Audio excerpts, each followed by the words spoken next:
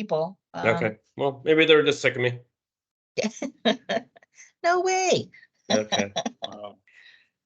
All right. So share my screen.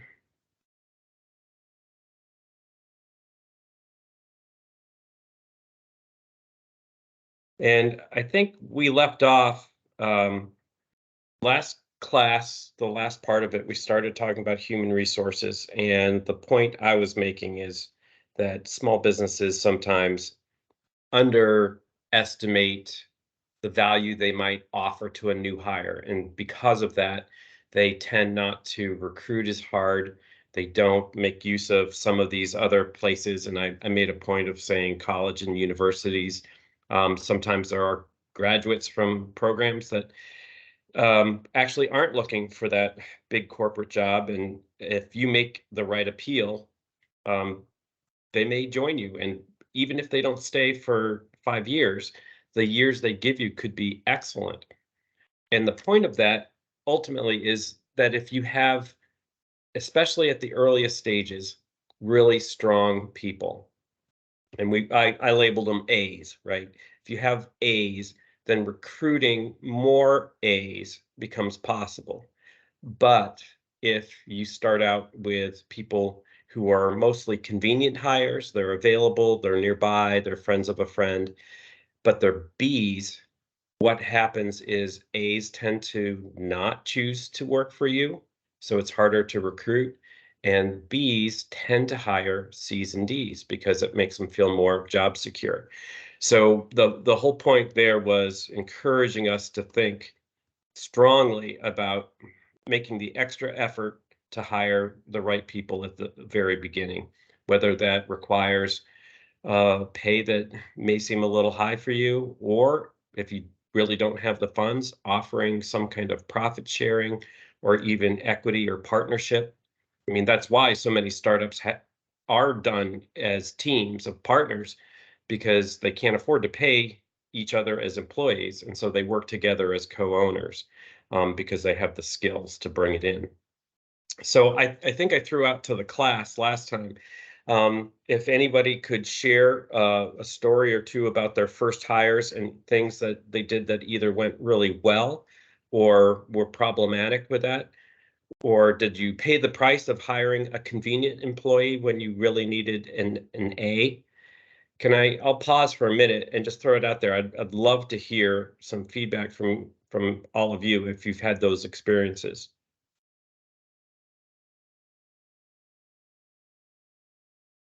I can say for North End Teleservices, we're closing in on 500 employees now, Oh, wow. and we have employee number 1 still works here, employee number 2 still works here, and they're not the owner. Employee number, I would guess about 15, and then myself, employee number 20.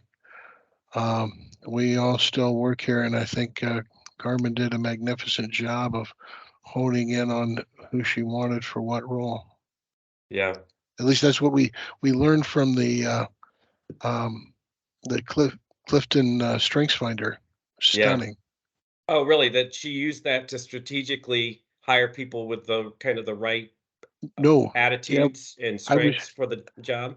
I was stunned at her own internal gut feeling was right on when we took the Strengths Finder in a retreat a couple of years into it. And we were stunned at just how we all had that strength for our role. She had pegged it right away, but that also was a great tool to help us learn to communicate better and facilitate projects. That's interesting. And when she did that, she wasn't using it at the start. You're saying that in a sense, she was intuitively capable of kind of matching the people with the jobs. Yes. Yeah, that's really great. It takes a lot of thought. And Strength Finders isn't an expensive test. It's what, $30 now? Yeah. Yeah.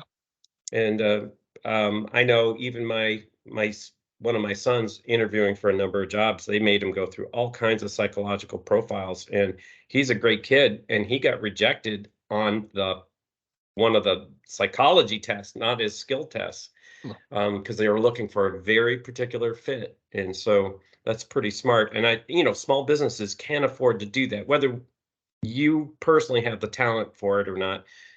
If you don't, using strength finders or tools like that can be super helpful. Also, it just shows the employee that you're hiring, hey, we're really careful. And if we're this careful, we'll probably do a good job of being your employer. We won't be kind of a fly by the seat of our pants organization. Absolutely. Anybody else experience in your own company or at companies you've worked at with early hires? Yeah, this is that of Capacity Solutions. We our experience with new hires is mostly with like new drivers, and that quickly proved to be very expensive hiring somebody without the right experience and matching. So we took a chance. They may seem cheaper, like they'll take less pay to begin with, but the nature of our industry is such that experience does matter, and Yeah, mistake, handling the cargo and things like that. It led to some claims that we determined very quickly wasn't worth keeping this individual on, so we had to let them go. yeah. Yeah, that the cost of the wrong employee is hard to anticipate. Yeah, so we pay a little bit more, and we've got more stability, more professionalism, and everything else. So Yeah. Anybody else?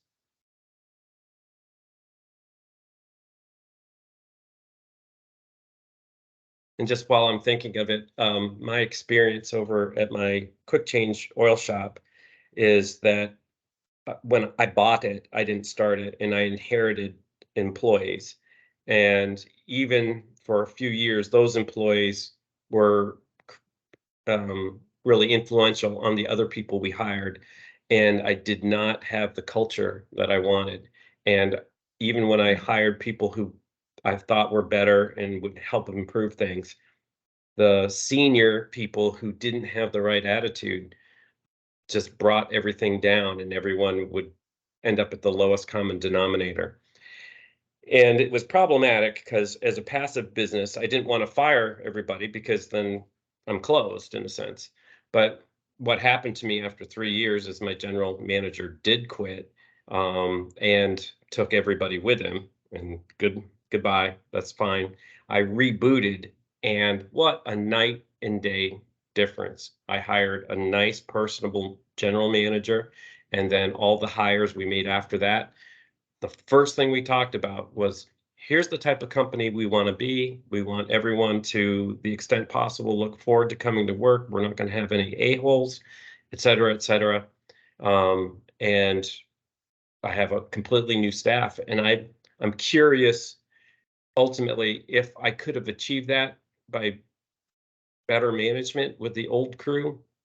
Or sometimes does it really take that total? For me, it was a total reboot in personnel. Every single person was changed, and that allowed me to get what I wanted from them. But it was a cost, and like I say, I don't always practice what I preach here either. And it was a cost I definitely paid. And with the new staff, we get great reviews, and revenue is up because more customers enjoy working with my staff or shopping, getting service from my staff. Just to make a point then, recruiting is a lot easier when you have a great reputation, largely derived by having quality employees that the customers enjoy working with. In Omaha, there was a very successful startup called Flywheel. It was founded by this gentleman, Dusty Davidson. He comes in and speaks to my students all the time. And this is my favorite quote from him. Students would ask him why his company was so successful, because they almost never advertised. And they had hundreds and hundreds of applications every year of people begging to come work at that company. And it was because they had such a great reputation. They were known to be a fair place. They paid well. They were growing, so it was very exciting. And his quote, "If you want to hire great people, start 3 years ago," really makes the point that it's who you are and what you're known for is way more important than simply the salary or the benefits, et cetera, that you offer. That just always rings in my ear. I'm always thinking as I make decisions for my employees, how will this affect the reputation of the company compared to my competitors? And by being fair, by having good employees, and then trying to the extent possible pay and benefits to be that kind of company. People are like, oh, I like Costco or Chick-fil-A. I want to be that company. Employees aspire to work there because there's something better about it than the competition. All right. So just a fun fact, and since you guys, I usually share these slides with even undergraduates, so young people, but I think a lot of us are more than 20 years old, and we know this intuitively, but it surprises my younger students sometimes the benefits of hiring older employees. And some of the facts are that they actually cost less for several reasons. One, their turnover is less. Once they find a job they like reasonably, they stay a lot longer. And then two, they're just cheaper. They're more loyal. They have fewer injuries. They don't ride motorcycles as much. They don't jump out of planes. They don't go skiing. They don't have babies. They don't come in Monday mornings hungover as much. And, I think it's a really positive thing to think about if you find particularly middle-aged people, especially people who got laid off from a corporate job where they were just outsourced somehow. They are grateful to pick up a new career or a new job, and you'll get the work ethic out of them that you have compared to, I think everybody complains about the younger generation, but here's my complaint about the younger generation. Their attitude towards work is really different than mine, even when I was in my 20s. And the secret to success is viewing that as a challenge you can win. Everybody else has the same problem in hiring, especially with younger people. And if you can figure out how to manage them in a way that's still profitable, you'll be way ahead of the competition who refuses to admit things are different and tries to use management practices from 25 years ago. And so I hire extra people. I put up a little bit with more hassle from them, but I also deal with them a lot more personally. I talk with them more. I invest kind of time with them to try and bring them along. And I think as they age, they do start to develop some of the habits that we expected them to have when they started.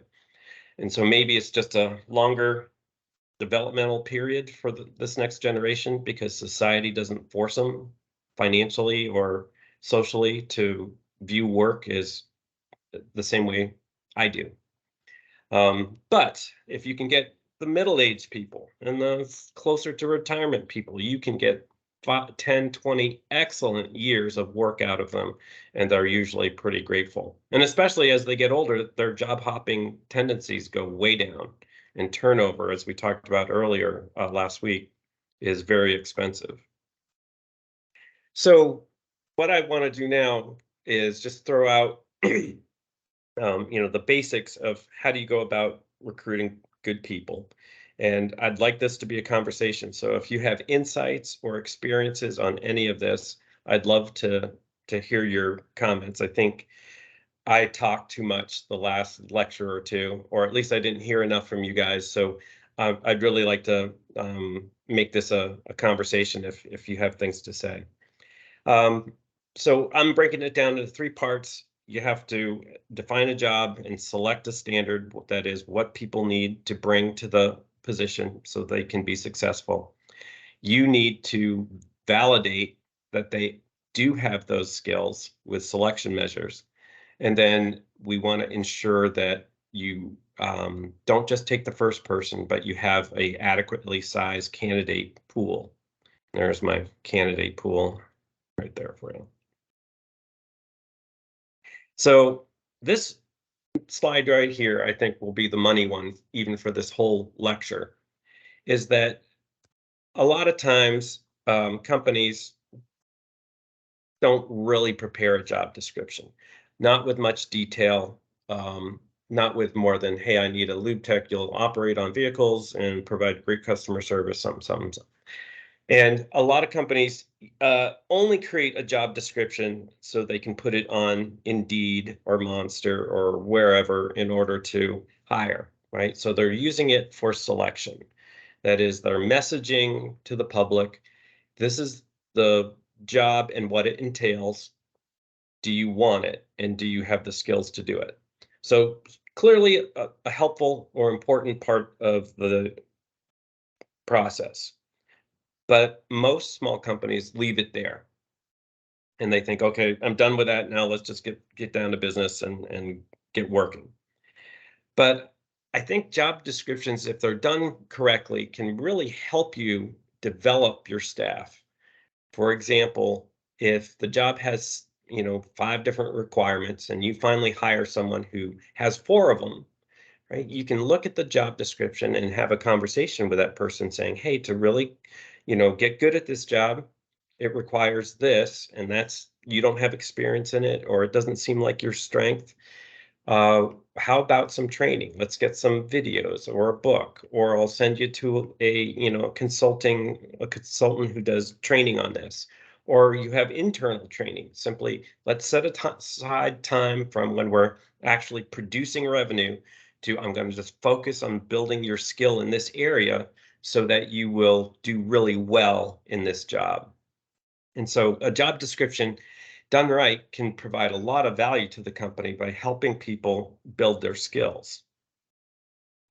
Another really important thing to me as a professor, right? I teach students, and the whole goal is just to help set them on the right trajectory for their career. And I bet a lot of us have jobs where we know it's not usually a career calling for that person. That is, it's a entry-level job, or it's a job along their career path, but it's not the end point necessarily. And if you have other roles in the company that they could aspire to, or simply positions that they'd have to leave your company for, having job descriptions can help them plan out what other jobs are available, what do they look like, what would I have to do to be ready for them. And I'm always of the mindset, if you love someone, set them free. If they love you back, they'll come back, or whatever. Something like that is not try to lock people into a job, but say, I'm investing in you. I want you to be happy. I want to see you develop. And as long as you're here, I know you'll be productive. And allowing employees even to set goals for themselves. I sit down with my oil lube techs and I say, hey, you won't be a lube tech forever. If you ever want classes at the community college, or you want XYZ, I will help you with that, because I want you to grow and develop. And every day you come in, I want you to feel like it's worth working here. And I do have I only have 3 job descriptions: a lube tech, an assistant manager, and a general manager.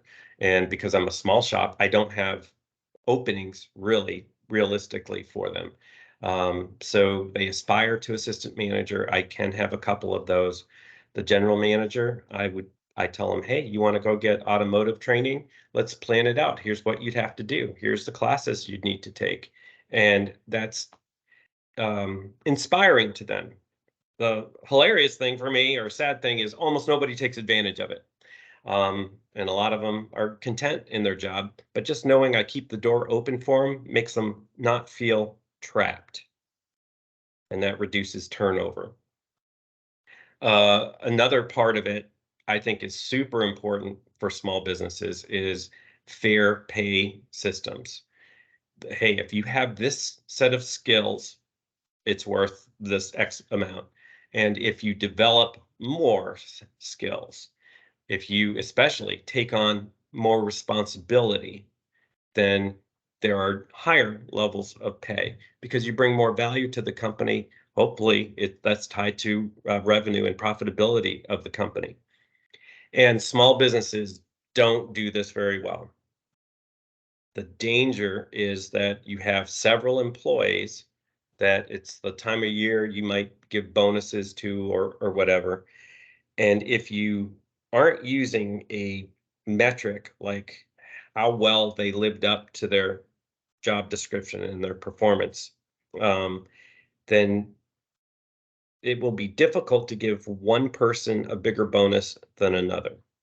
And if you give everyone bonuses equally, what you tend to do is is to snuff out the motivation of the hardest working people, and you reward the less effective or efficient behaviors of other employees,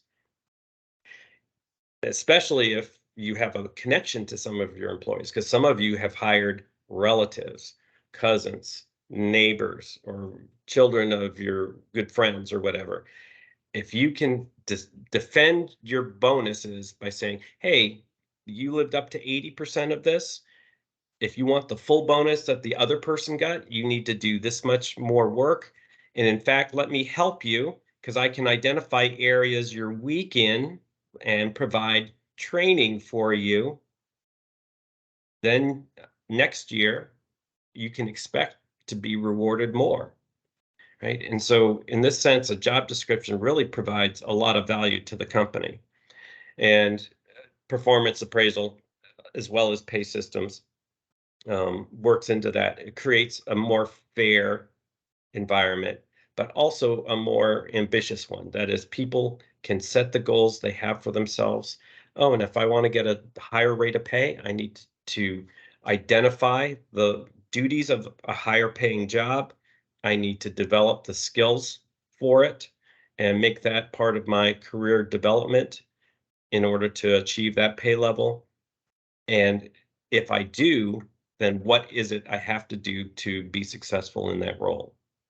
All of these make a lot more use of the job description rather than just, hey, what do I have to put in a newspaper in an ad to get new employees? Has anybody used job descriptions, or you have kind of more formalized performance reviews that have been successful, or do you struggle with that? And if you struggle with it, is there a reason for that? I'll throw that out for a minute if anyone would like to talk about this topic.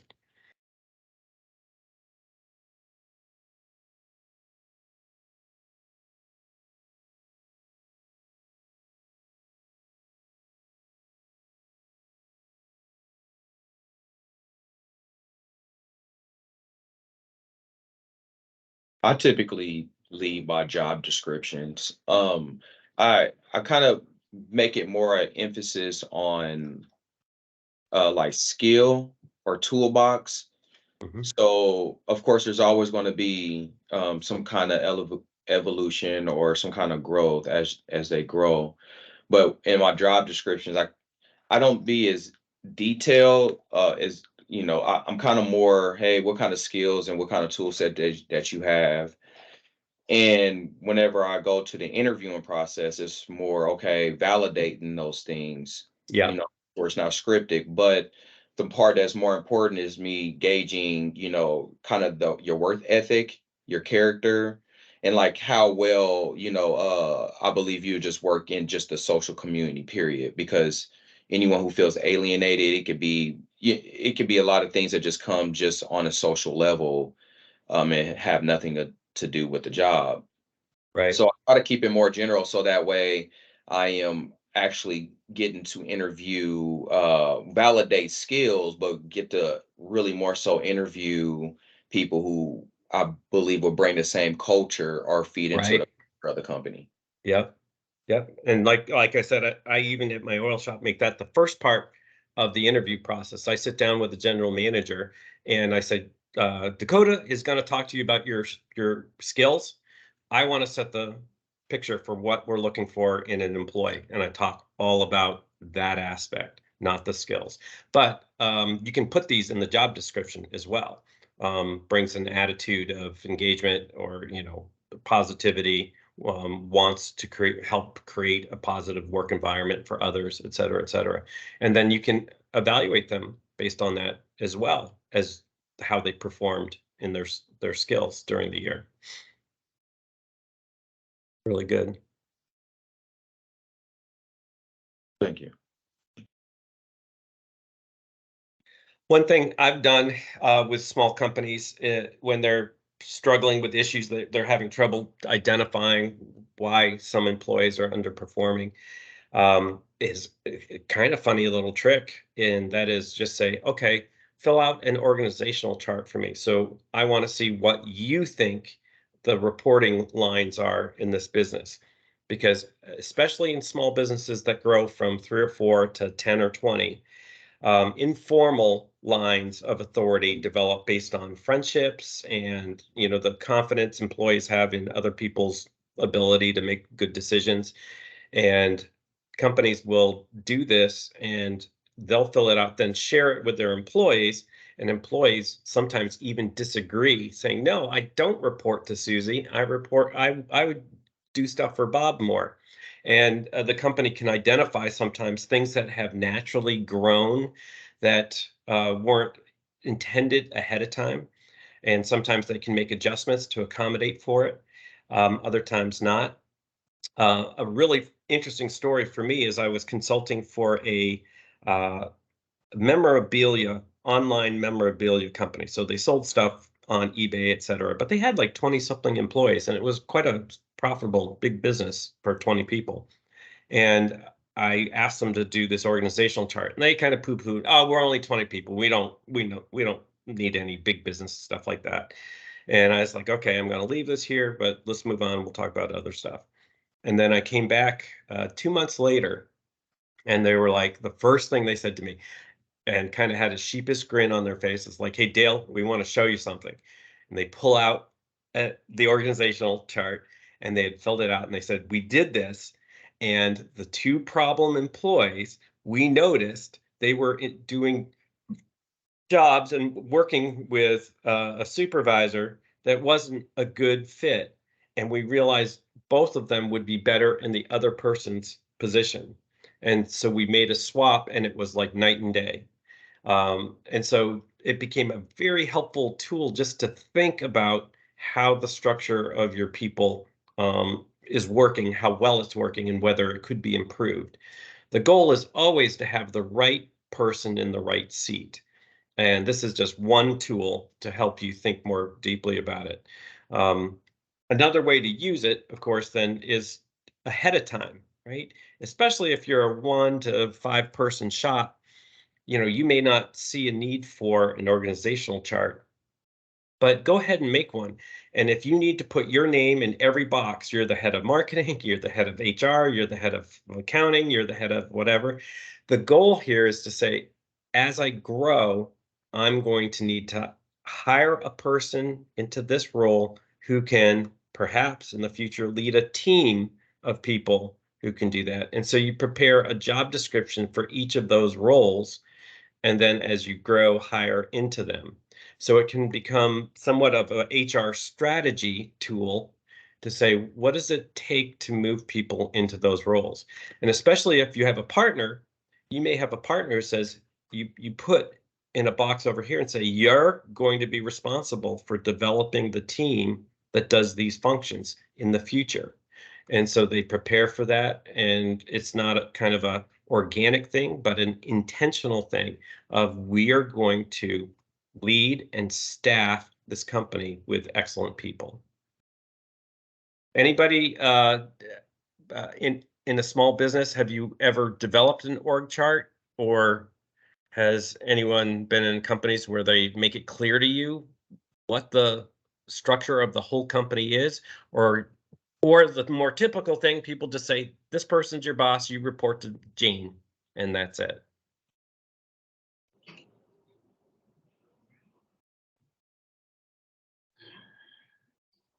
Hello, Daniel Yeah. here. This does not much apply to my current situation because I'm pretty much a one-man shop, in Right. software. But my mom is partnered with my uncle for the past probably 30 years. They still have a successful business that they run and with teaching aids, and they do a lot of government contracting and whatnot. But they always operate as a small mom and pop shop. And I worked for them when I was coming out of high school and first a little bit of my early 20s. But being with them, I stopped. It was a business I did not wanted to continue because working with them is impossible. But with being with them, I learned everything you could possibly do wrong from an employee management perspective. Right. Yeah. First of all, putting themselves always the same level of employees, treating employees as equals a lot of times, not setting clear goals, not setting career paths, conflicting their messaging and their expectations of employees, Yeah. even putting employees on each when they were at odds at several times, like in any family business, Right. putting employees, on the favorite side or whatnot, Yeah. And they just got out of a settlement with one of their oldest employees she was with the company for like 25 years, I think. Mm. And, and they're like, oh, but we were always so good to her and blah, blah, blah. I was like, yeah, but you had somebody working for you 25 years, pretty much with very little career progression. And there was no path to management. They tried to have 2 or 3 different managers at different times of the business. It didn't work out. The manager walked out and says, I can't work with you. You don't let me manage. Right. Right. You're getting in the middle. But, and then the biggest problem is their hiring process. They could never agree, either one or the other interviews, but they can't agree the expectations. Like, okay, we need somebody for the warehouse. Okay. And it's like, oh, I liked him, but it seems like you didn't like him. And it's like, and there's always this game of like actually pitting their own issues, personal issues, into the employees, and that's been the biggest roadblock for their growth. And to the point now where they're in their late 70s, they should be retired and enjoying, and they're not, and because they're on their own. Yeah. They never create a path of succession or growth. Right. If you extract them from the company disappears because there's no one to lead it. Exactly. And no one's been groomed or developed to do so. Exactly. Yeah. Yeah, that's a really classic example. And I've worked with some companies like that, and they resist this stuff. They say, no, I don't want to do that because they're afraid of delegating, and it's a matter of trust. And I don't know how to coach that super well other than to tell them, well, here's what is likely to happen if you don't do it. And pretty much everything you just described, right? People leave, people sue, people get demotivated. They don't see a path for personal growth or development. They feel trapped. They don't work as hard because of that. They resentful, and it makes a less than pleasant place to work for some people. Mm-hmm. But Daniel, I'll come back to you. You say you're a one-person shop. Perhaps at the moment, an exercise like this is pointless. But when you start to hire, you might be hiring a person who really you see as a skill down here. And if you have some kind of chart, if they know that you will be hiring, if you're successful and you grow, a more senior person over here to be their boss, you set the expectations for them more correctly. Because another thing that happens is that as you grow, you do sometimes hire more senior people who will be managing employees that you already have. And early hires in small businesses sometimes get expectations. Oh, I'm number 1, I'm number 2 or 3. I'm going to be up here with the boss as it grows. Sometimes that's true if you hire highly talented people, but sometimes your early hires are the worker bees doing the stuff down here, and they're not aware because they're not as educated or as informed what the plans are for the business. So sometimes just sharing that when you make some hires that you kind of think won't be your top leaders, it helps set the expectation of how you're going to grow. And if they know it ahead of time, they can accept it better than they can if you just bring someone in and then your current employees think, oh, they weren't satisfied with my work. They don't like me as much, or they don't trust me. They're bringing in somebody else. And this helps to set the stage for growth like that Oh, without I have a story. upsetting I have a people. story about that one too, actually. Yeah. Back in when I was hired as a shift supervisor for a loan servicing company back in 2010, call center, and they when they started small, you know, they did promote some people to leadership positions, you know, and that was always the expectation. But and there was always that wait for who's next, you know. But they hired me straight out because of previous experience to be a team lead. And because they did not that set that clear, and I came in, I dealt with a fair amount of hostility, and it took Yep. me a good, I would say, 4 to 5 months to win the group over, basically, and you know, Mm-hmm. actually push. And they realized, you know, the difference when, you know, my team was the highest performing one, you know, of all the groups, you know. Oh, It's like, nice. oh, okay, you're bringing your experience into the picture, you know. And I did a lot of team building activities, you know, and outings, and you Yeah. know, but it was a lot of work because that was not set, you know. Cool. Well, you sound like a great boss. And yeah, you can see how that ties in with job descriptions too. If that your job that you were hired into had a specific description that differentiated the amount of experience or other skills from people who were below you, you know, they would have made a much easier case to the other employees. The reason he's coming in is because he meets these things. And when you down here meet those things, if there's an opening, you may also come in at that level, right? Um, I think transparency ultimately is what this is communicating. And when people know, instead of are kind of just they have to interpret for themselves what it means when you hire new people. If they know the strategy and know what's going on, it makes things much, much better.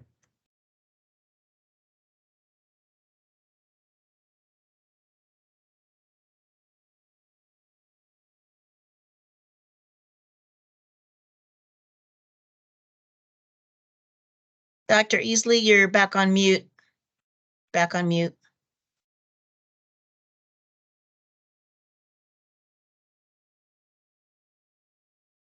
Am I Oh, there you go. Now you're good. okay? I'm waving my hands around, I guess. um, so another thing we small businesses don't do is check carefully the references.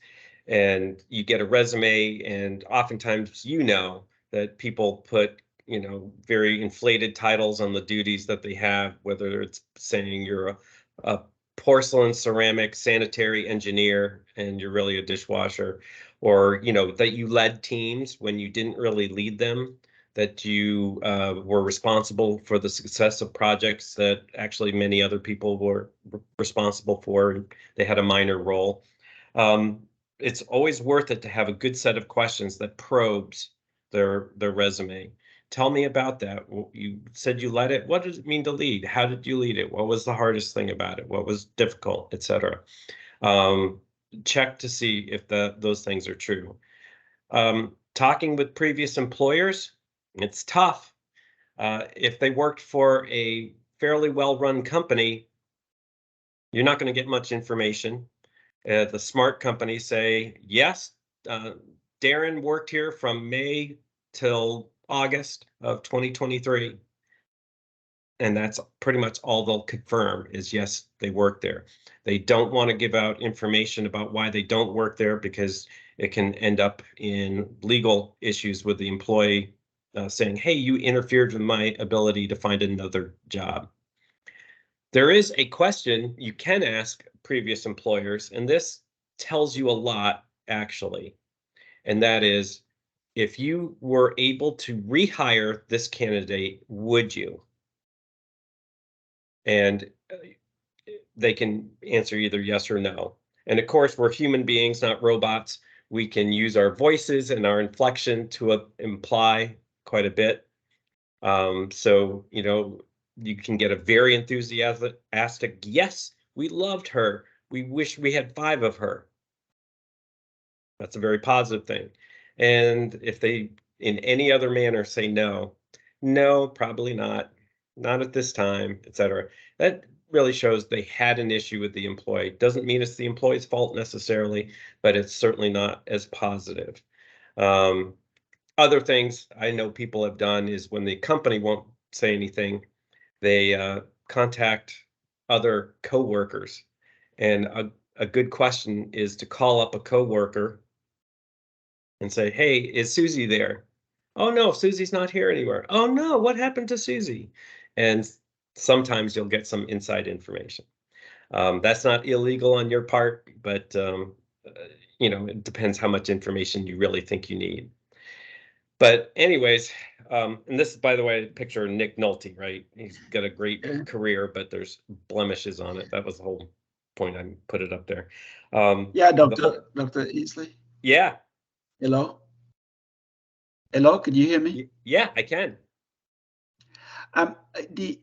Really, the reference thing, especially in our industry, is you cannot get any. I mean, all you get is employees start working from this date, and they quit at this date, and they will not tell because of lawsuits and all kinds of stuff. So it's make it very, very difficult to really get a reference on an employee. Oh yeah. No, I mean that's the factual checking on the resume is what you can do, right? And make sure that's why I said ask questions about how they achieved the things they said they achieved on the resume, and that previous employers aren't always that helpful. That's why if you really feel like you're kind of curious, you can't. There's something about the person you wonder if there's more. Chatting with coworkers who aren't their supervisor sometimes can give you more information. But other than that, references, we get references for all our job applications at the university, and we just look, they better be glowing, because if they're not glowing, we view it as a negative, because nobody has bad references, really. So, but again, it's no guarantee either. I had a hire that I made for a university position, and I asked all the previous employers, they loved her, and I asked that question, would you rehire her? And they all said yes, absolutely. And it turned out the person had serious mental health issues that had caused her to leave all the other jobs, and everything blew up in about 6 weeks, and it was over. So despite all the work I did checking it, even people who liked the candidate wouldn't divulge to me the extent of her mental health. It's very tough.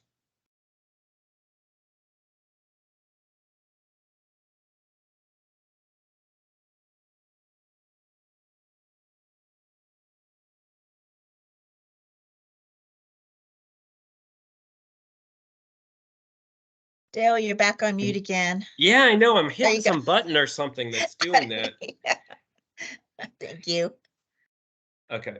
So it's important to have a list of written questions and keep them on file, right? If somebody feels that you did not select them for unfair reasons, it's really a great defense to say, we interviewed all the candidates and we asked all the candidates these 8 questions.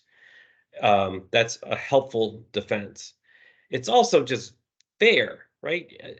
It's a natural bias of ours to hire people that are like us, that there's something about their personality we like. I mean, was it Daniel or somebody else was talking about, hiring people for the culture that they bring. And oftentimes that's because they have similar views of the world to yours.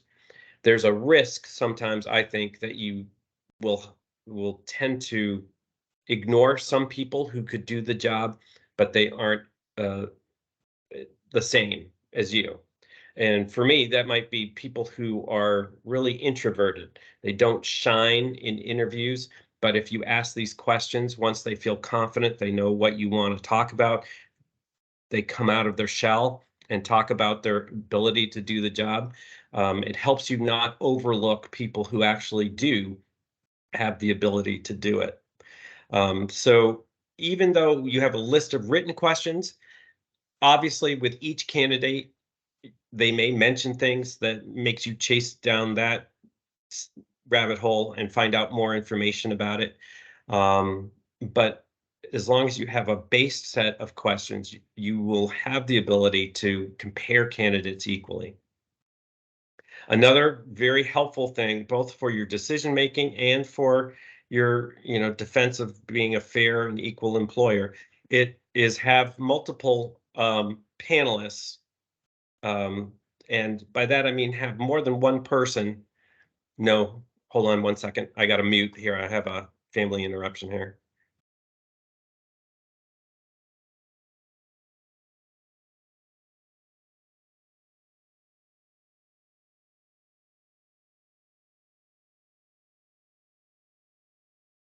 Sorry, I have a son at home who wanted to use the shower beside my office.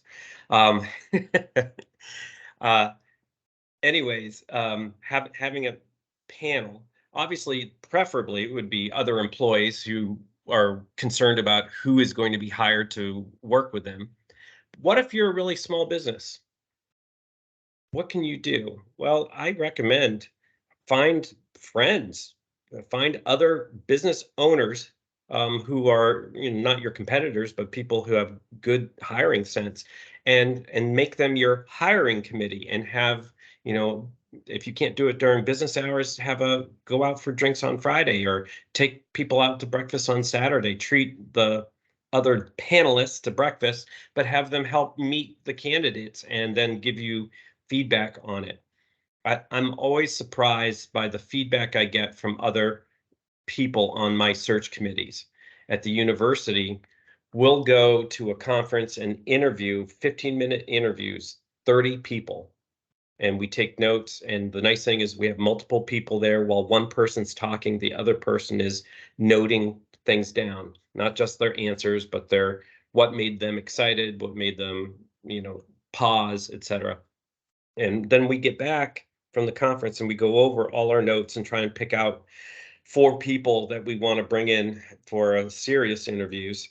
And the feedback, I'll say, oh, I like this person. And then the other person, one of the other people on the search committee says, that person only talked about themselves the entire time. They never asked us a question. They never said anything personal, et cetera, et cetera. And I'm like, oh, now I think about it, you're right. I don't like that candidate as much as I do anymore. So get other people to help you interview if you can, if it's an important position. And if you don't have enough people inside your business, bring in other people. And if you don't have other business people, I'm serious, bring in your mom and dad. Just bring in somebody else. The reason I encourage that so much as well is it's not just good for you, it's good for the candidate, because the candidate wants to know they're important. Mary Kay Ash would always say, imagine, and Mary Kay Cosmetics, imagine everybody has a sign around their neck that says, make me feel important. And when you have a good job description with career paths that can go forward, and you tell the employees you're being very careful about how you're hiring, and you have a thorough interview, and they have to talk to multiple people in your company, or at least in your search committee, before they get an offer, they feel like if they do get the job, hey, I kind of won something. I'm important. I'm not just the convenient person down the street. I'm actually a person this company has thought carefully about and chose to hire. Has anybody done anything like that in terms of having multiple people in your company help with the interviews? Success with that, or any problems doing that?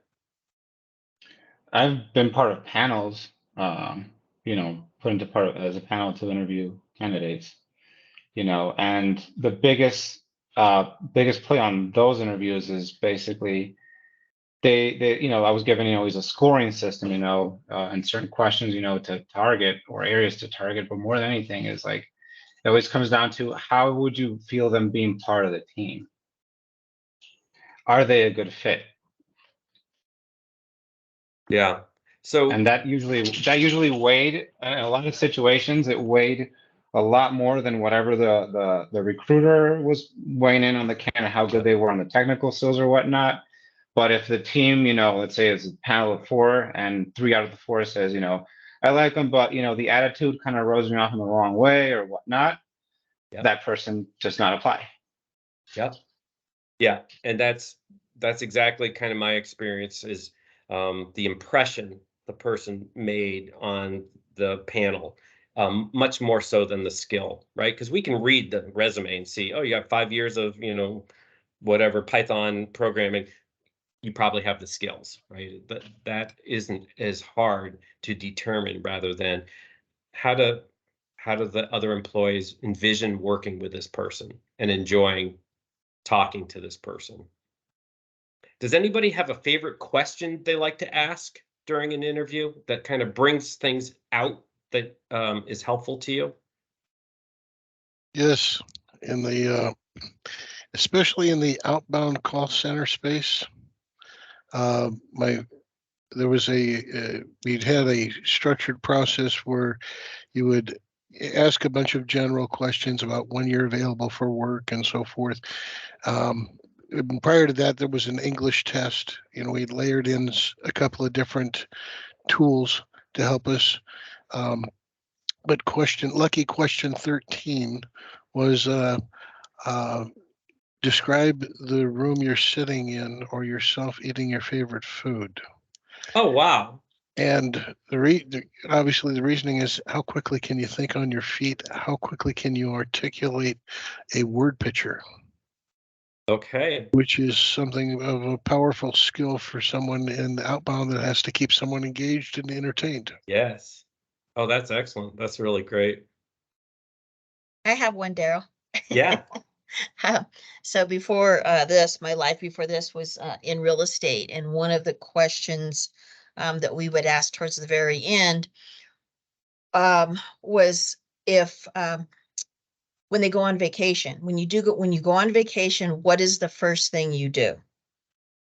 And so we were trying to figure out, are you the person that, oh, I have to get in my room, I have to put everything away, I have to make sure I know where everything's at in the room, or are you the person, yeah, I head for the bar or the beach or whatever it is, so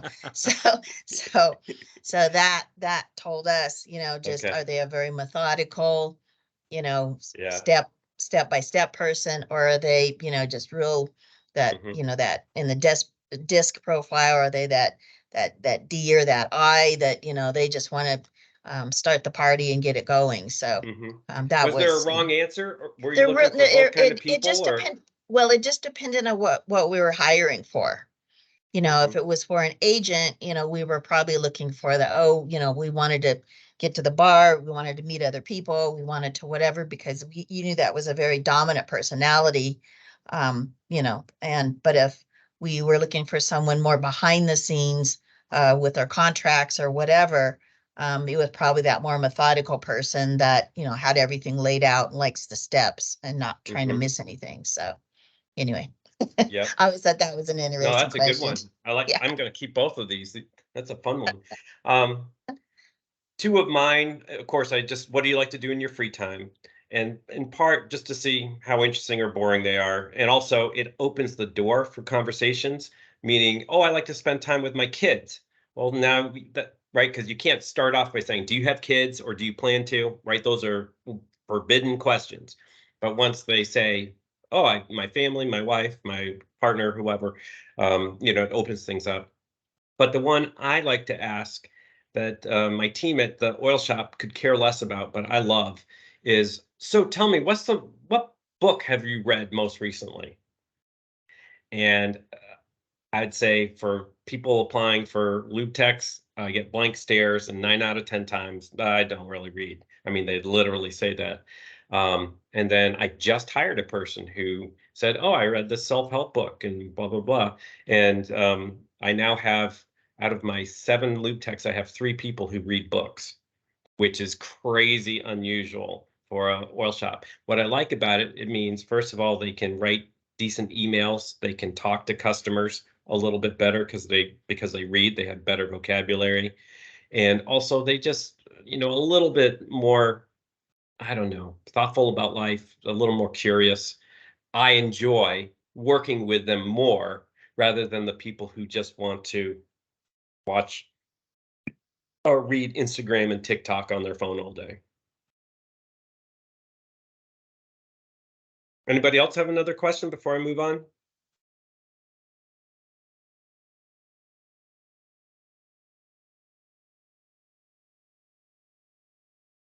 Jokes. My short-term goal is to bluff my way through this job interview. My long-term goal is to invent a time machine so I can come back and change everything I've said so far. So yeah, even interviews, people can misrepresent themselves, and I think that's why the panel of judges, most people can see through it. Yeah, he said this, but he wasn't confident, or he was nervous, or he was slow, or whatever. Multiple people helping you in the interview helps prevent people misrepresenting themselves. I bet a lot of you have heard of Zappos. It's a shoe company, very successful. Tony Hsieh used to be the leader of it, sold it to Amazon. And he has a whole a video called Delivering Happiness, and a book called that, where they do a lot of what we just mentioned. They have a interview for skills and then an interview for culture, meaning, are you a good fit? They talk about their company values to see how people reply. And in fact, I do that. I have a cafe that I started at UNO. We have our 5 values up on the board. It's like respect, education, service, friendship, something else. And what I'll do is I will ask the candidates, you see our values up there? What one? They're not in order of importance. They're just our 5 values. What one sticks out to you the most? And getting them to respond to that helps me understand how they would fit into the culture of the business. Zappos has a long list of company values that was made by asking the employees for input. And then in their interviews, they have like 10 funny questions that they ask during interviews. One of them is, how lucky are you? And the reason they did that, they had read some study where scientists gave a bunch of people a newspaper and said, your task is to identify how many photographs are in this newspaper. And all throughout the newspaper, it was a fake newspaper, there were messages that said, this is just a test. If you want $50, stop counting and show this to the researcher. And what they found is that people who viewed themselves as lucky, right? Because that was a question on a survey they asked them before they did the test. People who viewed themselves as lucky way more than the people who didn't would find that hidden message and go up and get the $50. Whereas the people who were less lucky didn't look for anything else, weren't kind of curious or observant, and they were just focused, okay, I'm just going to get this task and get it done. The less lucky people were more transactional, whereas the people who felt lucky were more engaging and involved. And so that's a question they've used. Another one they use is, how weird are you? Right? You don't want someone to say, I'm crazy, and be a 10, but you also don't want someone who's so stiff or straight or whatever, inflexible, that they say, oh, I'm a 1. There's nothing weird at all about me. There's some middle space, and having people kind of identify for themselves where they are on that scale, help them match people to Zappos culture. Another thing they did to create and maintain that culture, right? Because they grew to hundreds, if not thousands of employees, is no matter who they hired, whether it was a senior finance person or HR or accounting or shipping, they said, the value of our company is our customer service on the phone. That was their primary way they felt they connected with customers and achieved sales. And so they made everyone work on the phones for at least 2 weeks so that they understood that everybody's role at that company was, in a sense, to support the people on the phones. They're the ones making the sale. They're the only interaction customers have with the company. And so whether you're in shipping or accounting or wherever, what the value of your job was to make sure that whatever was said on the phone to the customer could be delivered. Whatever promises were made, whatever products were purchased, is to make that as seamless and painless for the customer to get after they were done with that phone call. And it created a lot of positive culture. They could even get people from different roles to come fill in and help out during like the Christmas season, et cetera. It's kind of, we all pitch in together to make this company successful. And it's kind of brilliant. Here's my favorite thing they did though.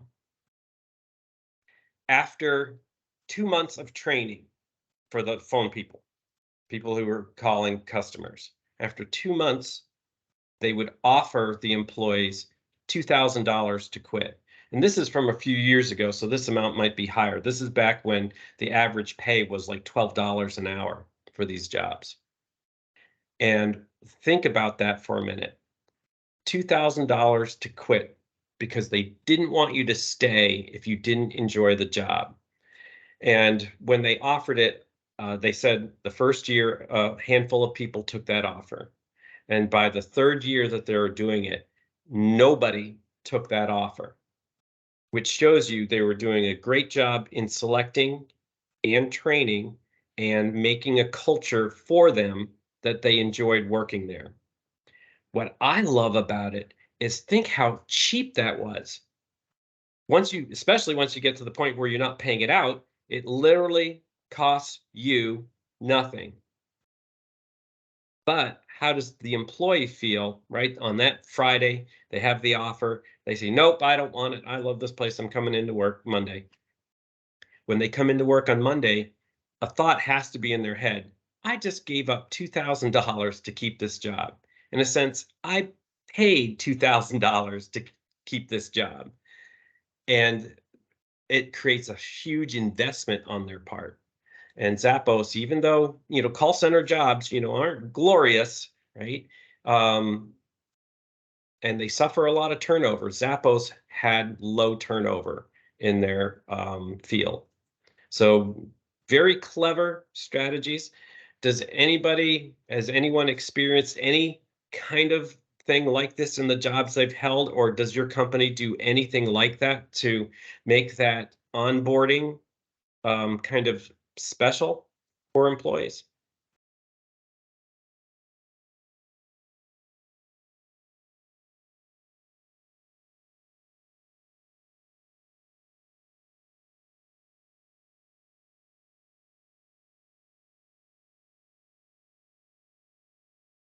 All right.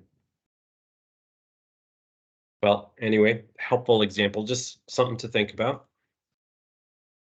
And then this is just a legal thing. I'll just mention it briefly. Make sure that any measures that you use to identify whether people truly have the skills for their job, make sure they're related to the job.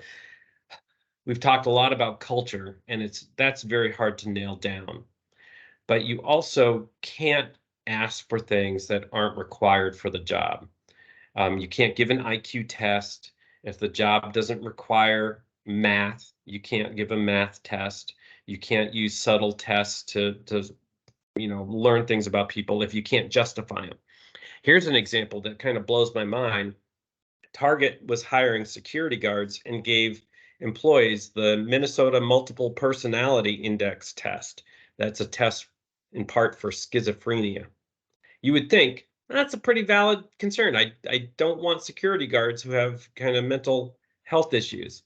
And they were sued by the union and lost. They had to stop doing that type of testing because the union made the case that that test was not predictive, or at least they felt it wasn't predictive of success in that job. So make sure the tests you give are right.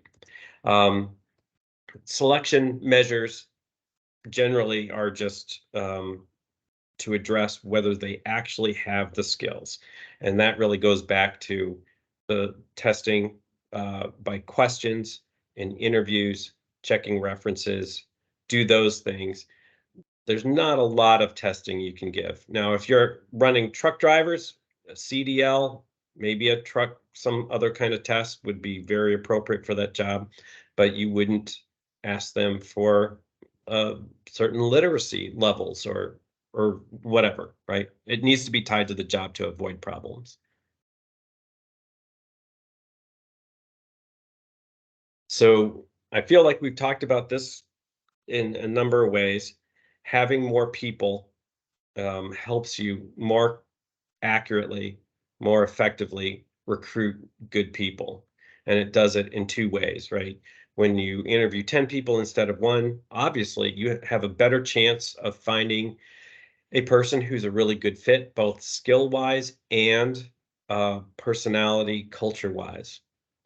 I think the effort and time, the cost of that, we've talked about that, is well worth it. It's also well worth it for the candidate. I think I mentioned this already, is that having winning a position out of 10 applicants is rewarding and fulfilling to the candidate, at least early in their job, right? They feel valued by that.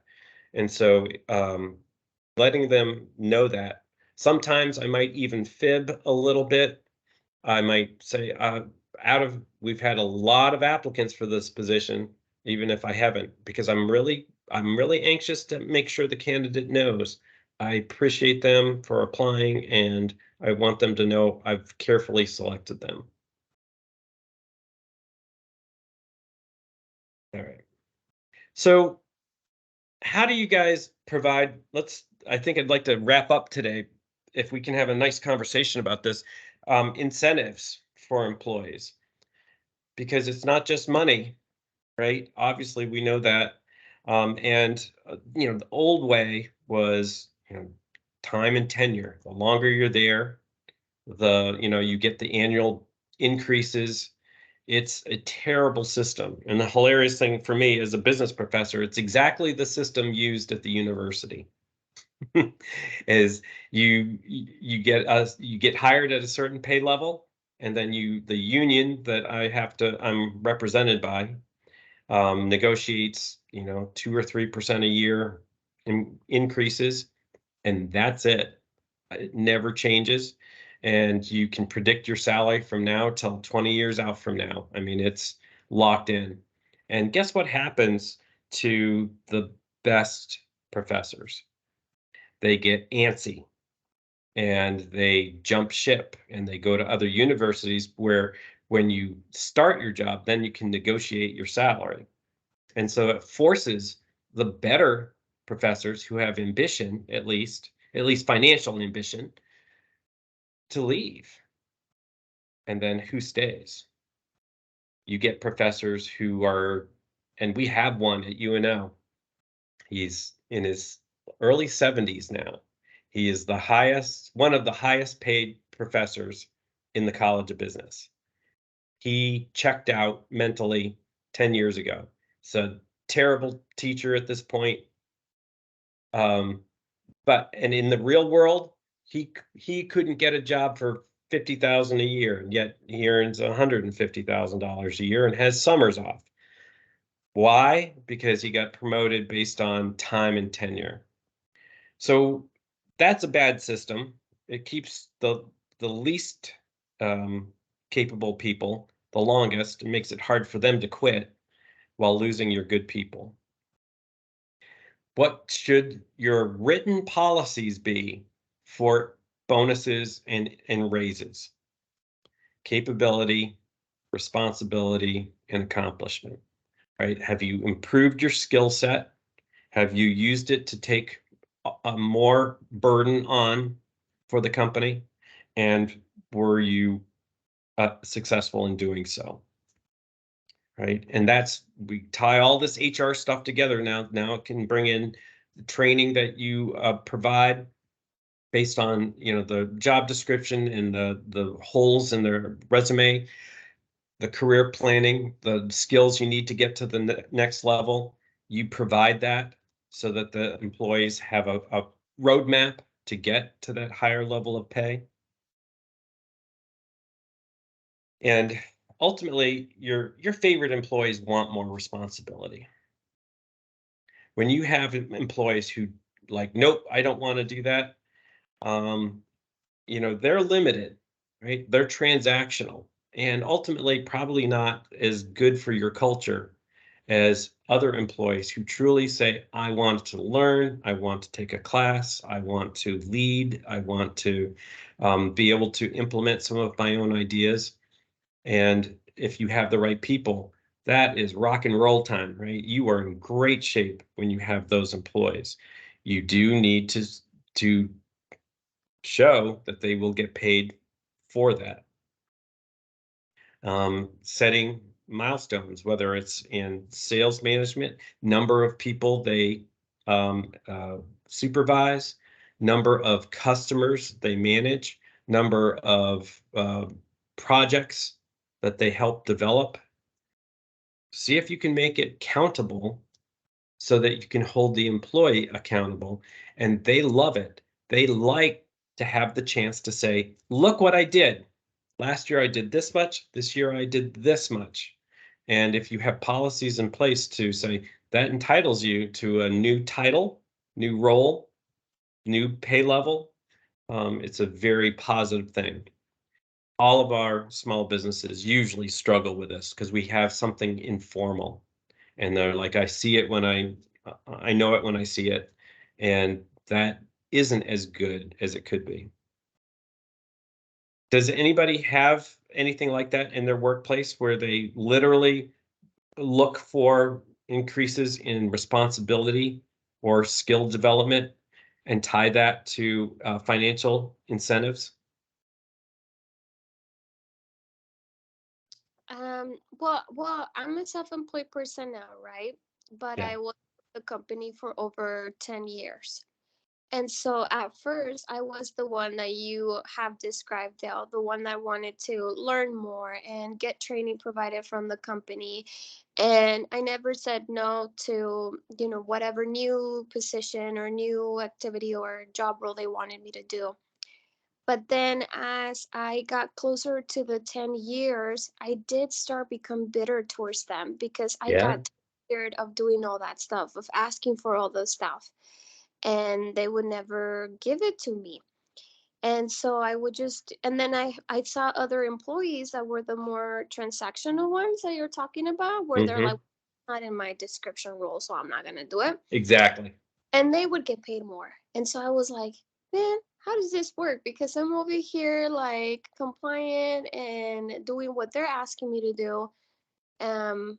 But then I kind of switched my mentality of more of a transactional. And then when I reached my 10 years, nobody even said like congratulations for being with us for 10 years. Like no one, not the president, no one. So that's when I realized, I was like, what am I doing here? Like, I've Yeah. given years of my life and I didn't even get like a chocolate or anything. Yeah. Uh-huh. And then when I left, because they kind of cornered me to leave. So uh they were asking me to kind of do the same role but with some other things involved. And I was like, I'm open to doing the role, but not that, because that doesn't give me a work-life balance.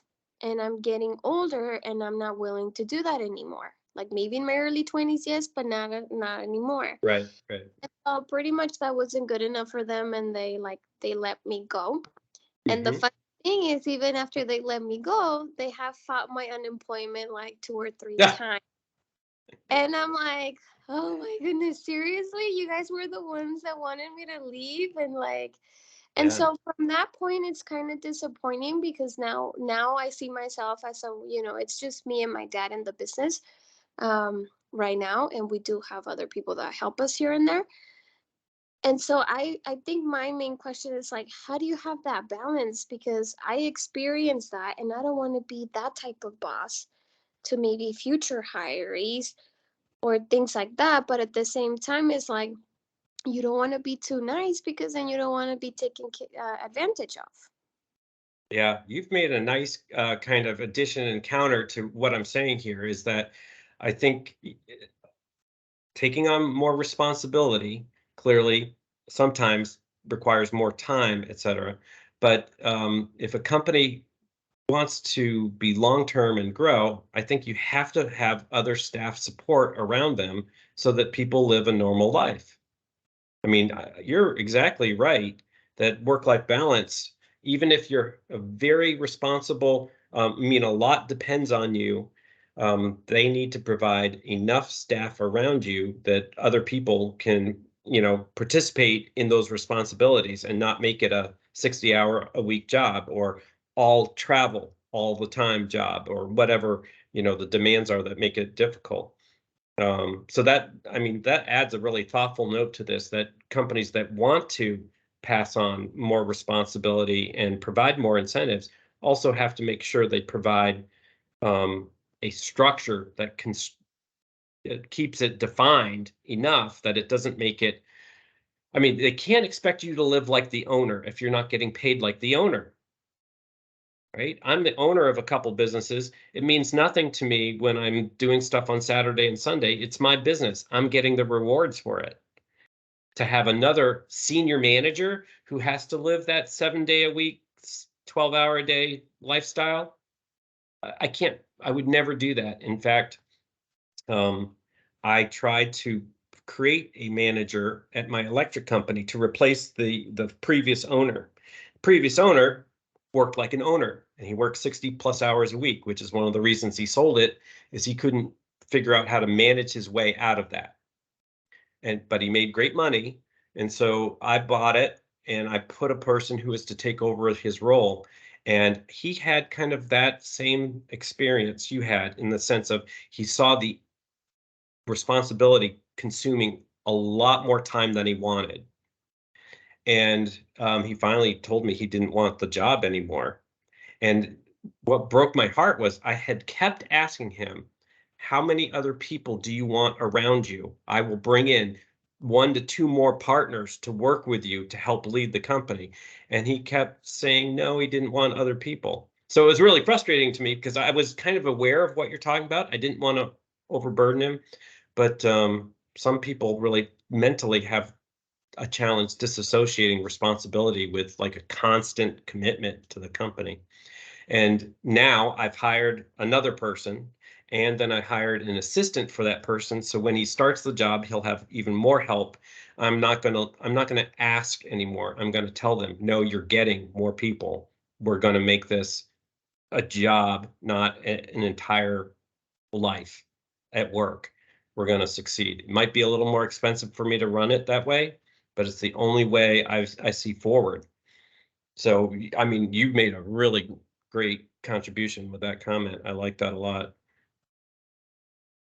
Yeah, I think what you did in the long run, even though it might seem more expensive, I think it's probably gonna bring more benefit, because I had like that. I had someone, and then because they didn't want to pay that person a little bit more, they let him go. Oh, And it was me starting again from scratch by myself. And that was like way too much work for me with the expectations that they were requiring of me. And I was like, mhm, I can't meet what you guys want me to meet without people. Like, right. it's not. And what's such a head scratcher is you sound like a person who, as an employee, had an ownership mentality. You owned your job. You had some commitment far beyond what you're just getting paid for. That's so valuable. I would do everything in my power to keep you from leaving. Honestly, that was part of like, I don't know if any of you guys are like kind of religious, but before I kind of was going through that process, I prayed over it a lot, because for me, I was more sad of the fact that I was like, wow, I'm one of their employees, which they don't have that many of, that actually care about the business and the Mhm. people about the business. To me, it's not just a job. And so, they didn't see that, but now for me, I see it as like, well, things happen for a reason. Yeah, It was probably time for me to leave there yeah, and showcase my skills yeah. on my Well, own. You sound like a person who should be self-employed, and I hope the people you end up hiring in the future, really get that vibe from you and enjoy working with you on it. I hope so too. I want boss. So we're cruising in on the end of our time.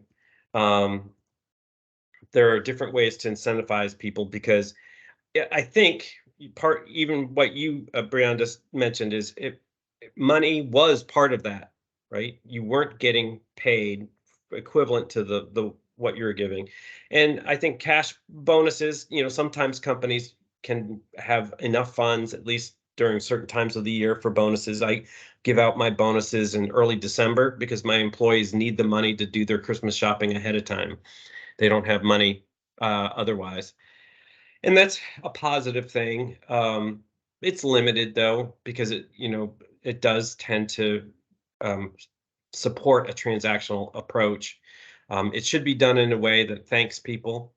I know for my bonuses, when I give them around Christmas time, I always pay the employees' sales FICA taxes for them, so that when they get the bonus, it's not $500 or $1,000 or $2,000 with taxes carved out of it. It's a hit in their checking account. It says $500. It says 1,000. And the reason I do that is just to make sure they feel like it's really important to me they get the full amount. Right? It's not just your paycheck. It's not just your salary. This is a gift. This is a reward. This is a heartfelt thank you from me. And so I mark up their bonuses at year-end bonuses. I mark them up for taxes so that they get the full amount. Then different things off that people value, prizes, acknowledgments, right? If you get something for being the best, it doesn't cost a lot of money always. It's not always a trip to Jamaica, but sometimes it might be. I give my employees at my electric company a free car wash pass. And I could have just stuck that in their salaries, but I want them to feel like they get some fun things from working for me. So I actually called the headquarters of the car wash company and said, hey, I want to do this for my employees. I want you to put 14 people on my account and I want a discount. And they negotiated the whole thing and they loved it so much. They said, we're going to start using this as a marketing tool. And they started contacting other companies to see, hey, would you consider making this an employee benefit? So different things you can do. I think, Brianda, you might have enjoyed time off, saying, hey, you did a great job. Here's an extra weekend, or here's an extra week, or here's a small trip with time off, or here's a little bit more PTO for time to spend at your kids' soccer games or whatever. That could be really valuable to people. And I think this new generation of workers really values full-time flexibility to the extent you can provide it, right? Not every business can do it, but I staff a little bit heavy because employees do take the time off. They live complicated lives. I mean, yesterday my general manager wasn't in because his 12-year-old was saying suicidal things, right? They live just crazy complicated lives. And I'm very flexible with them. And he took the day off and I kept the place running. The last two, equity, if you need to. So vested means don't give it to them up front, but promise it to them in the future. Hey, you'll get 3% equity in the company or 10% equity after working for 3 years. You'll get it after the first year, 3%, then 3%, then 3%. By the end of 3 years, if you're still here, you'll have 10%. Now I would save that for very valuable partners who are almost like, employees who are almost like partners. Much easier and less legal costly are just ghost shares, where you say, hey, we're going to do profit sharing and we're going to treat you as if you owned 5% of the company, which means when the company earns $10,000, you're going to get $500. I did this with my previous manager partner over at the electric shop. I gave him a 2%. I said, I'm going to increase this until it gets to 10 over 5 years. 2% a year ghost shares, meaning I paid him 2% of the profit of the business. And in his case, during that year, that was a $10,000 amount of bonuses on top of his generous electrician salary. And the thing I learned, money isn't enough. He said, I don't like managing a crew of people. I just want to be an electrician. And so because I had done ghost shares, I just said, okay, well, just be an electrician. You know, nobody else, you're not getting ghost shares anymore, or the dividends from it. And he's like, fine with that, because he knew you can't get bonuses when you take less responsibility in your job. Non-monetary. So this is where small businesses could really gain here. And I'll wrap up with this, is that if you don't have money, people are still motivated by things. Giving them promotions. It's hard to do without more money, but it could be a very small increase and just say, as we get more cash in, you know, here's where your salary will go. But give them a promotion to senior business manager instead of business manager, or vice president of marketing instead of chief sales officer or whatever. Titles, promotions can be very inexpensive. Awards, but also freedoms, like maybe flexibility when you've been here for this long or you've done this well. Your start time can be selected, or the days of the week that you work. If it's an odd 7-day week schedule, you get seniority to pick the days that you work, or schedule more time off. Then the fun one is just some people do enjoy responsibility, and I'll keep picking on Brianda since she gave us such a good example, is that you were there for 10 years. That's a long freaking time, and part of it, I think, is you enjoyed being increasingly more responsible and being more useful to the company, even without the attendant pay. And it took a while before you felt abused in that sense. And then finally, just having regular reviews. If you don't have an annual review for your employees, instead you just say, hey, good job, or whatever, you're doing great. Accomplished oriented people get frustrated. My wife became an executive director at a church, and in part because the person in the job before her wouldn't do these, and employees would quit out of frustration because they were never truly appreciated for the job they did. And she instituted regular reviews, and then the better employees could have it documented. I did a good job this year. It's very fulfilling, and it improves retention. A couple books I've read recently. I've said this before, so I'm going to skip the Gallup slide. I read Tribal Leadership a while ago, and I loved the insights it provided. And one is, when you're thinking about employees, looking for that attitude. The bottom level one, people who have this attitude are terrible hires, right? They're bad for your culture and company because they have a negative look on everything. The world is unfair. Life sucks. One step above that, you find employees who say, okay, the world isn't completely unfair, but everything bad happens to me. My life sucks. I'm always being mistreated, or bad things always happen to me. I'm unlucky. The police are always unfair to me, etc. And the goal is to move most of your employees to at least level 3, where it's, I take pride in my job. I'm really good at this. Other people around me, not so much, but I'm invested and I'm really good at what I do.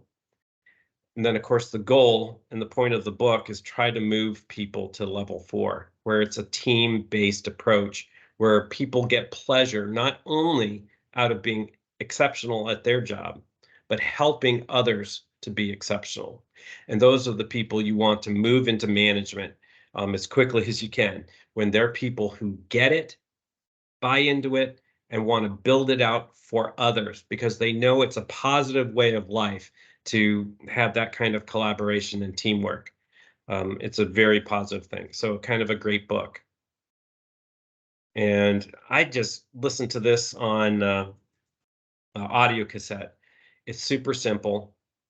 You know, set goals for your employees, constantly remark on when they're doing well regarding those goals and when they fall short to redirect.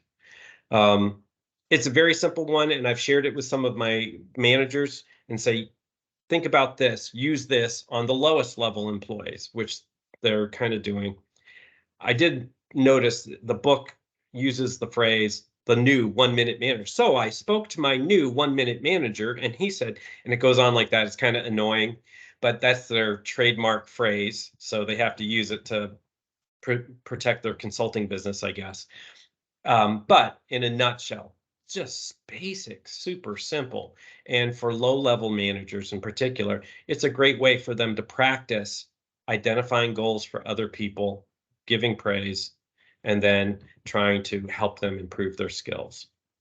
All right, I see I went over time. I would like to talk much more about the non-monetary rewards.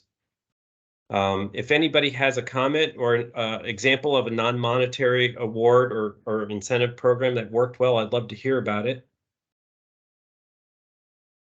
Otherwise, we probably should wrap up. Cindy? All right. Anybody like to comment before we wrap up?